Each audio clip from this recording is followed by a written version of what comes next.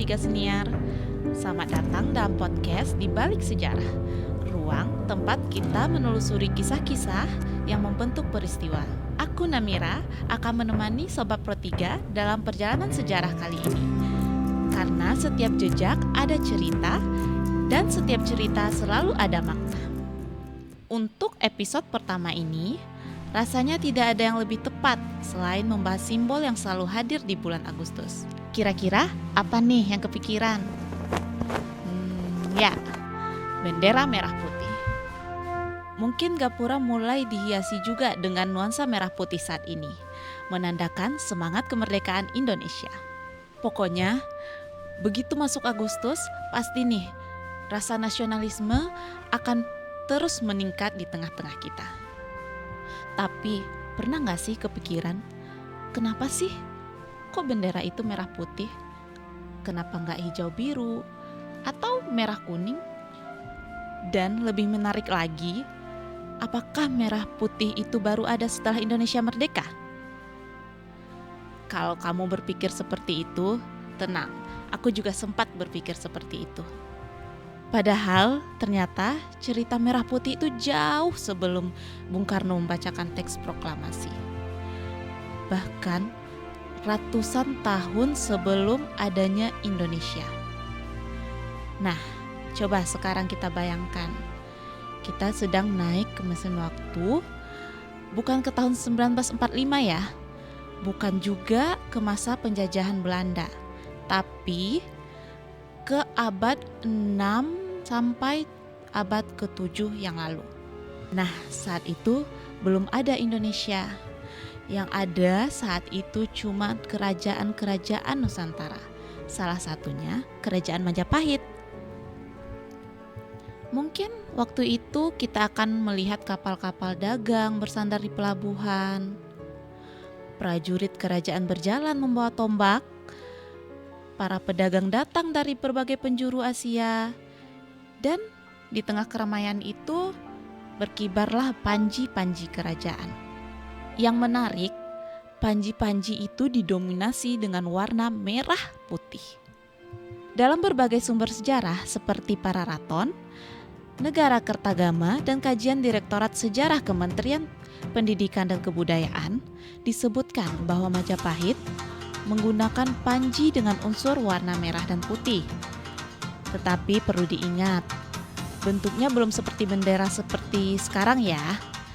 Saat itu, panji kerajaan terdiri dari berbagai bidang atau garis berwarna merah putih yang menjadi salah satu lambang kebesaran kerajaan itu. Nah, ini penting. Jadi, kalau ada yang bilang bendera Indonesia itu berasal dari Majapahit, kalau itu sebenarnya kurang tepat ya. Yang lebih tepat adalah merah putih sudah dikenal sejak masa kerajaan-kerajaan Nusantara. Salah satunya Majapahit. Perjalanan panjang itulah yang kemudian mengantarkan merah putih menjadi bendera negara Indonesia.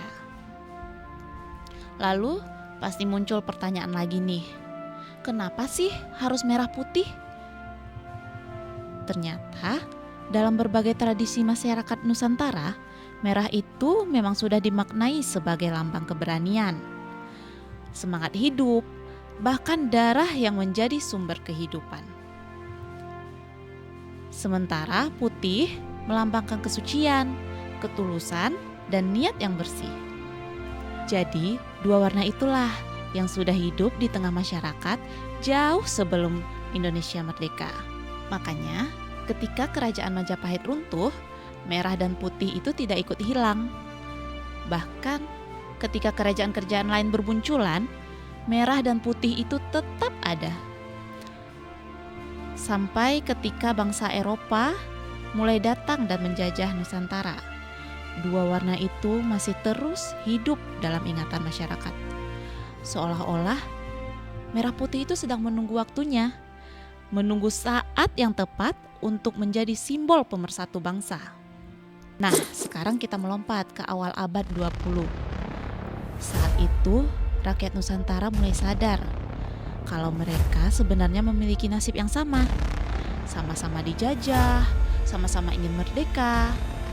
Nah, kalau ingin menjadi satu bangsa, pasti dong butuh satu simbol yang menyatukannya, dan pilihan itu jatuh kepada merah putih. Mulailah bendera merah putih dikibarkan dalam berbagai kegiatan organisasi pergerakan nasional. Bagi rakyat Indonesia, merah putih adalah harapan.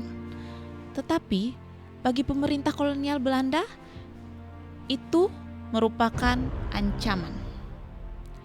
Kenapa? Karena setiap kali bendera merah putih itu berkibar, semangat rakyat untuk merdeka itu berkobar. Nah, makanya pengibaran bendera merah putih itu sering dilarang. Tapi lucunya ya, semakin dilarang, semakin besar pula makna bendera merah putih itu bagi masyarakat Indonesia. Nah, disinilah cerita yang selama ini paling sering kita dengar. Kalau tadi ya kita membahas perjalanan merah putih, sekarang kita membahas bagaimana warna itu akhirnya menjadi bendera negara Indonesia. Di balik kisah itu, ada seorang perempuan muda namanya Fatmawati. Nama itu tentu sudah tidak asing di telinga kita. Ya, Fatmawati merupakan istri Presiden pertama Negara Republik Indonesia, Insinyur Soekarno, alias ibu negara pertama negara kita, yang sekaligus sosok yang menjahit bendera pusaka Sang Merah Putih, yang hampir setiap peringatan hari kemerdekaan nama beliau selalu disebut. Tapi pernah gak sih kita bertanya, bagaimana sih sebenarnya kisah di balik jahitan itu? Apakah Fatmawati memang ditugaskan untuk menjahit bendera itu? Nah, untuk menjawab pertanyaan itu, kita kembali nih ke tahun 1944. Saat itu, Perang Dunia Kedua mulai berbalik arah.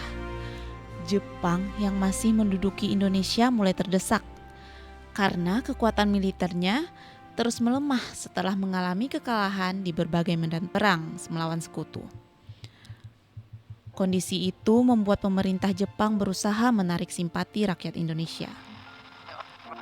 Pada 7 September 1944, Perdana Menteri Jepang saat itu bernama Kuniaki Koiso menjanjikan bahwa Indonesia akan diberi kemerdekaan di kemudian hari.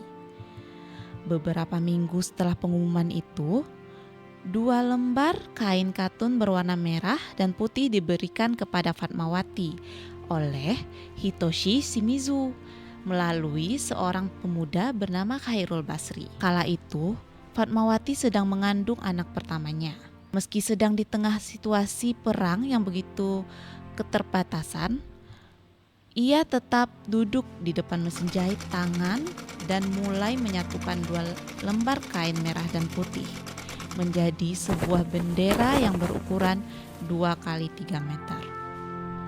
Mungkin saat itu Fatmawati tidak pernah ya membayangkan bahkan jahitan sederhana yang dibuat dengan tangannya sendiri akan menjadi salah satu simbol paling berharga dalam sejarah bangsa Indonesia. Singkat cerita, tibalah pagi yang mengubah sejarah. Tanggal 17 Agustus 1945. Di halaman rumahnya, di Jalan Pegangsaan Timur nomor 56, setelah teks proklamasi selesai dibacakan, lalu perlahan bendera hasil jahitan Fatmawati ini dinaikkan ke atas tiang bangun.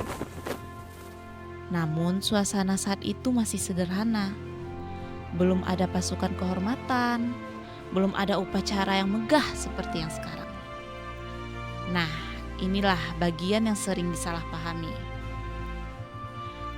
Bukan pertama kalinya bendera merah putih dikenal oleh masyarakat Nusantara.